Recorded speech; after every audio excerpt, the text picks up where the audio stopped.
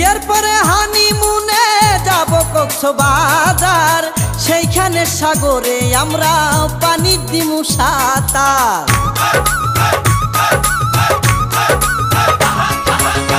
বিয়ের পরে হানিমুনে যাব কক্সবাজার, সেইখানে সাগরে আমরা পানি দিমু সাঁতার। করবো প্রেম আলিঙ্গন, কি যে মধুর হলো